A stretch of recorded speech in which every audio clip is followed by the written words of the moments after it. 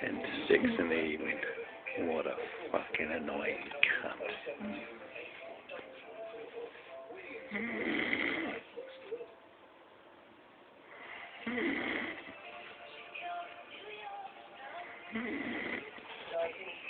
The shit I have to put up with, dick.